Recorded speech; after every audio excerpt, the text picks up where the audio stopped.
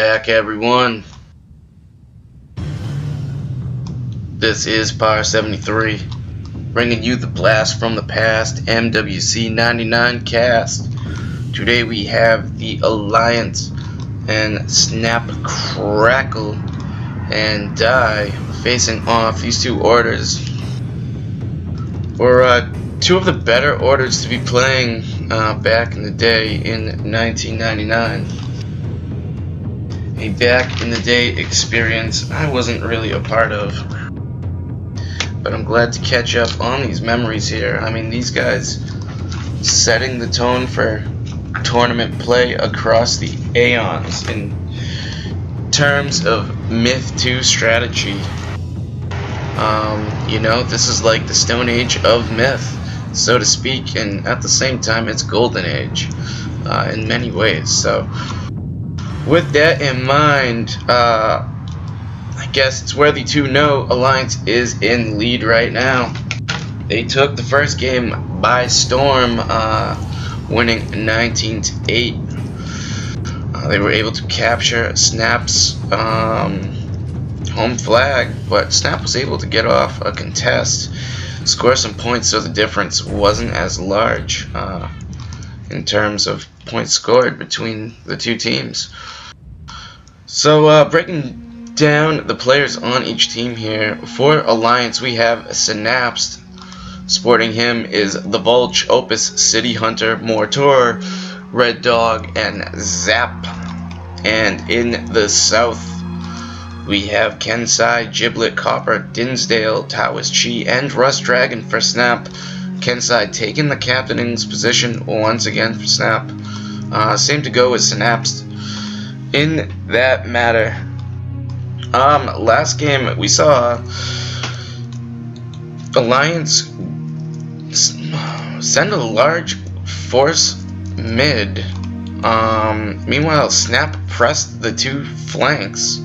Alliance's mid retreated, doubled back on the flag, then sent all of their warriors, once again controlled by Mortar, sent all of their warriors on a sneak mission to the Snap home flag and was able to take it out. Meanwhile, Snap's offense simply didn't have enough to secure the flag, so it was quite an interesting battle. I believe Snap had been winning the BC fight at that point as well, able to take out a lot of Zap's archers. Let's see if Zap is back for revenge. And you'll see he's passing off the Han Solo quote, "Don't get cocky, kid." Funny stuff. So Alliance is going to send 2 goals to each flank respectively. They're going to keep an eye out for those Snap flanks once again, which look like are taking off. Kensai's a little bit slower than Copper's. It looks like Copper might have an extra unit there as well. Meanwhile, Taoist Chi and Giblet going mid for Snap. Dinsdale will be there with his scouting goals. The east scouting goal is owned by the Vulch of Alliance. He has the least amount of units in the game. However, scouting is a key, essential, bread and butter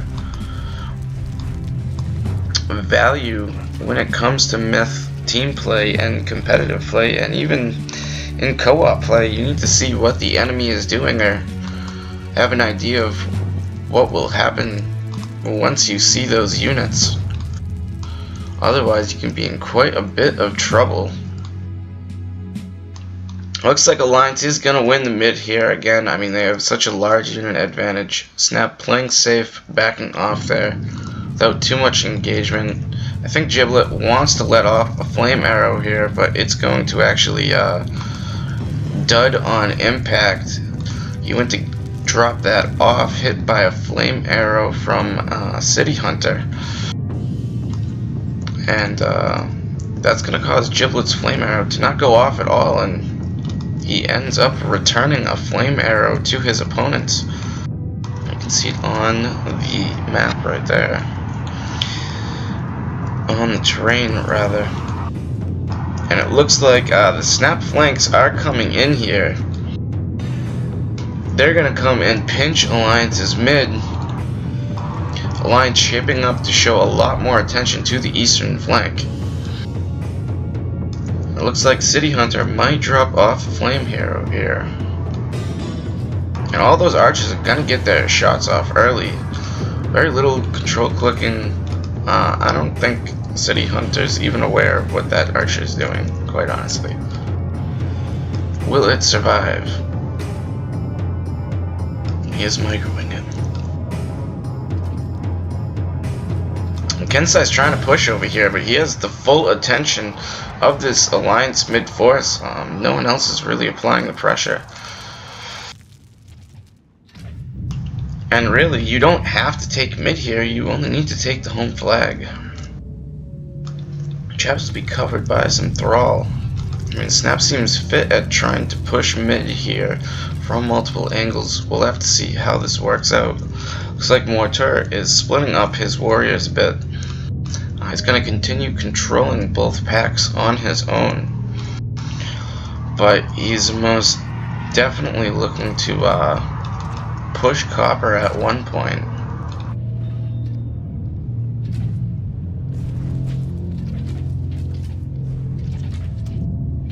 And Alliance Archers just doing work here, letting the enemy come to them.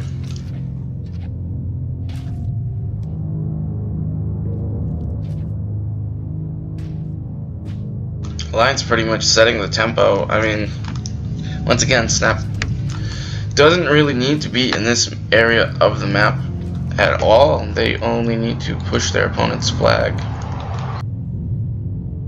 And while it's good to contain that mid-force, especially with so much time left, I mean, these guys are just trying to take it slow. But this is a roadblock right here, and they can totally just walk right by it if they chose to. Their flanks do have the Dwarven support. I believe it was another 5 Dwarf strategy for Snap. Alliance is going to get in a tag there. Red Dog coming in the Vulture as well. However, I believe those 2 goals are going to combine for 4 points. And that will be less than the defending force here, for sure. The same would be for Dinsdale's goals here. If he's going to contest the flag, he'll net his team 2 points, but it's really not enough to get any significant points out of the map. Although, as we saw in the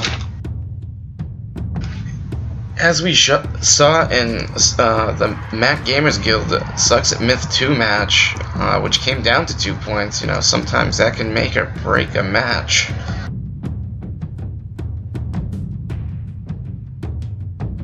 The point system is pretty crazy here, and CTF maps, I mean, the max point difference there is 15. You can really do some damage and take over a match. Put it in your team's control there. Just by having a really strong showing on the CTF games.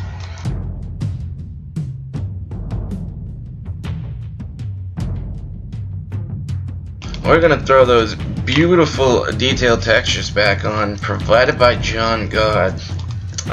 Meanwhile, looks like Kensai is ordering Tao's Chi to remain on the defense. While the flanks for Snap are pushing, then I guess Snap figured out they did not need to push that mid, which will bode well for them, as flag contested. That is really an unnecessary roadblock. One of Giblet's archers is gonna go down here.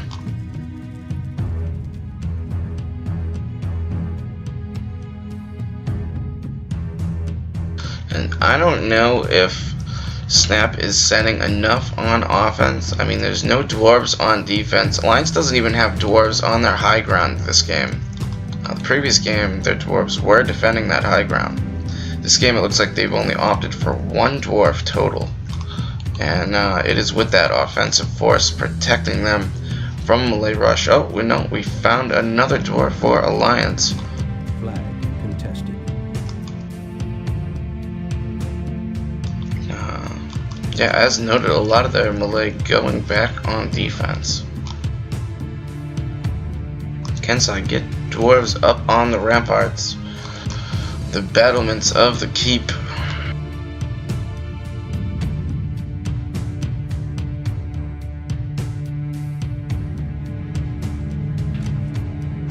It looks like Kensai's looking to push this a little bit here. He's got to be careful. He could be rushed at any second.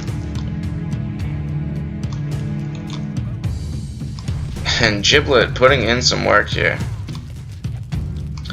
He's going to drop down a volley of fire arrows. That's going to split up City Hunter and Zap's archers. Notice City Hunter splitting up his archers here, realizing a lot of them would just get in the way if they were clumped up in this small little area. And Zap's going to continue to take out Giblet's archers there. I believe I even saw some dodging there. I mean, last game I started talking up Zap's archers quite a bit, and then they unfortunately got picked apart.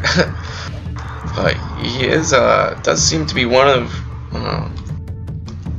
the more formidable players with that unit type that I've seen thus far in the Sweet 16 of the tournament. It looks like Kensai will be pressing the attack here. His dwarf is going to take out a Stygian, and he's going to start moving his melee in, start cleaning up some thrall. And the dwarf in the northeast, owned by Synapse, has 5 kills right now. Clearly did a number on Copper's archers. Kensai will retreat his melee units. Has an opportunity to take out that Stygian. But really he needs to take out those 4 archers so they stop doing that. Damage, slow damage over time. For the most part. I mean, main thing is he has to keep this dwarf alive, and those archers are most definitely the greatest threat to them.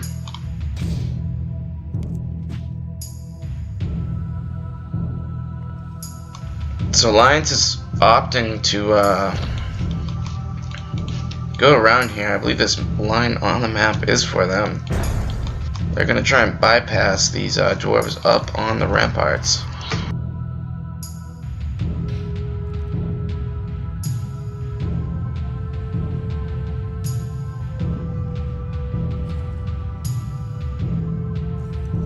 And Copper's still trying to find a way inside Alliance's base. Kensai looks like he's going to clean up some of Red Dog's thrall here, but they're able to out-micro those Stygians at the end of the day. I mean, Kensai's going to walk away with 1 Stygian, having a 5-kill veteran, which is, in my opinion, this unit right here is easily the most powerful melee unit on the map right now with those 5 vets. However, he's going to lose 2 Stygians in the process, and it's going to make him easier for Alliance to choose to overwhelm his units here if they wanted.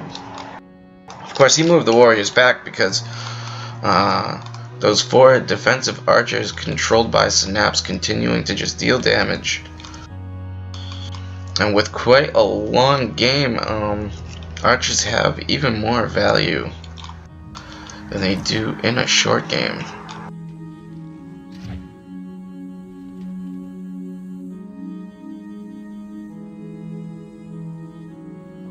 And I thought Synapse was gonna go for the stabs there with his bows. Kensai getting in a quick hit. He's just gonna continue harassing. Looks like he's dropped off his units to Copper. He's finally made his way around this eastern part of the map.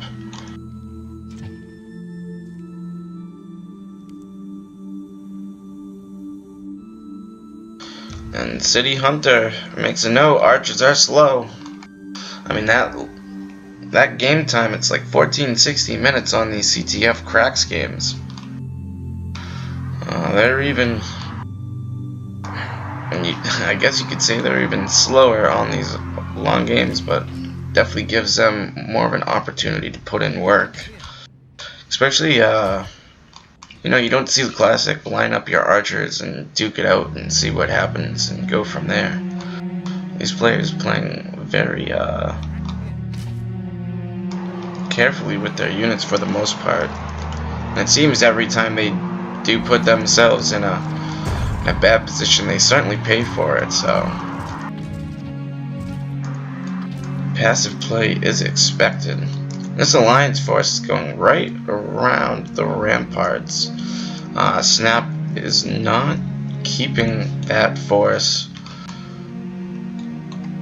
scouted at all. That's gonna likely surprise them, so keep your eyes on the chat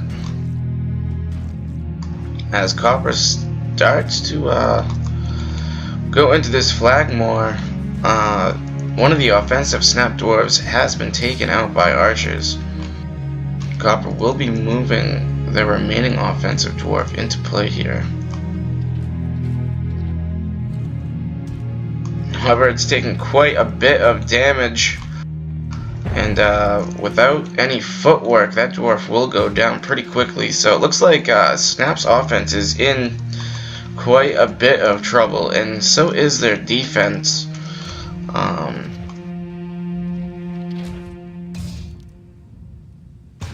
Taoist calls the GG. There's about 2 minutes left for Alliance to take this flag. I mean, they're right here. The biggest threats are the two Snap Dwarves.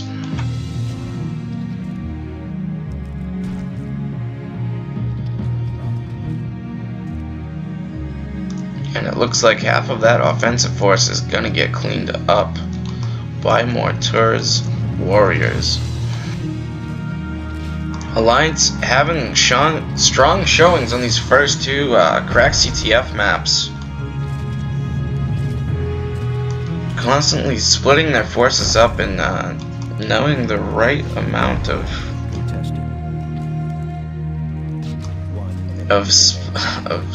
having different units in different areas to get the job done each time. As there's still 50 seconds remaining and the Snap defense is dwindling, they're going to get in a contest on offense with that offensive force. And these Stygians will go into work. Rust Dragon's dwarf out of range, just not paying attention, probably has already given up. And that's going to be it there. That's going to be the game. Alliance able to take it without dropping below 70%. That's 7 points right there, followed up with another 15 for capturing their opponent's flag, 22 total. And I believe Snap got in a contest there, and after reviewing the website, they were able to score 5 points for their contest. That consists of having a unit trading ratio, attacking force to defending force between 0.51 and 0.75. So they're able to score a little bit of points here to soften the blow once again, but Alliance, and they must have practiced for this or something, because they are taking control of these CTF games early, and that's going to put the match heavily in their favor going into the remaining 3 games. Score right now is 41 Alliance, 19 in their first game, 22 from the second game. Snap has 13, 8 from that first, 5 from the second game. That is quite a large margin right there, folks. 28 points. Snap would need some commanding wins on the next 2 maps, and they could be back in control of this game. But Alliance will have to make quite a bit of mistakes and be decisively defeated in both for that to set up a score-wise competitive Game 5. We'll have to see what happens.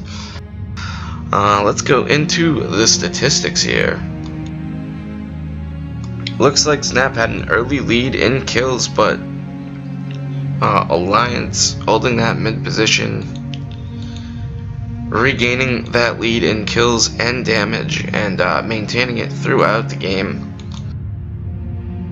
They are going to go 48 and 22 with their combined team's forces, 347 damage. Their captain Synapse has 20 kills and 5 losses, 129 damage, doing a lot of the work on the defense for his team. Very well done, Synapse. Next up is Opus, 11 and 0, 43 damage. A flawless victory for him, so to speak. Next up is Zap, 9 and 6 with 100 damage. Second most damage on his team, controlling a lot of the offensive archers for Alliance. Losing some of them, but dealing quite a bit of damage and taking out quite a bit of units in the process of winning the game. Next up is City Hunter, 5 and 0, 44 damage. Red Dog, 3 and 10 with 21 damage. Mortor, 0 and 0 with 7 damage. And the Vulch, same stats as last game, 0 and 0 with 1 loss. He had that scout goal for Alliance, and it was taken out at some point. You can see the orange and purple remains of the Vulch's only unit right there. Looks like he was attempting to pressure Rust Dragon's dwarf, which inadvertently went AFK against all these Stygians, although there wasn't much he could have done regardless. But let's look at Snap statistics here. So they get out BC'd in game 22 and 48, 182 damage. Kensai leading the team in kills as the captain. He goes 9 and 10 with 48 damage. Giblet 4 and 14 with 60 damage. Taoist Chi 4 and 3, 46 damage. Rust Dragon 3 and 7, 11 damage. Copper 2 and 11 with 15 damage, taking quite a bit of losses there, unfortunately, in the assault. And Dinsdale 0 and 3, holding on to those 3 goals for Snap. So I'm not sure whether Alliance has practiced this a bit more than Snap. They're definitely showing a bit more team cohesion and are often confident enough to set up for these offensive plays, securing the win. They do have a player advantage, which is noteworthy. They're utilizing that extra player to just be a scout player. Meanwhile, Snap also choosing to have a scout player. I almost wish Dinsdale was getting some more squad units, but I mean, they split how they split, and I'm not so sure it would have changed the results of these first 2 games. So we have Alliance taking the first 2 games. In game 2, they win this one 22-5. The match right now is 41-13. We are going to move into game 3, Dark Canyon captures, where Snack, Krackle, Die look to get back into this match. They don't want to go to the bottom bracket early, so we'll have to see if they can come back and make this match a bit more competitive. Regardless, it's been a good one so far, folks. Felt the game was a little bit more aggressive in this one. Those snap flanks coming in to pressure that Alliance mid, but taking losses in the process and not having enough forces on the offense to secure a victory, opening up another window for Alliance to take their home flag. And that's the story so far, folks. So we'll have to see whose balls get captured in games 3 and 4. I hope you stay tuned, and thank you all for viewing. This is Par73 signing out. Thank you, and GG.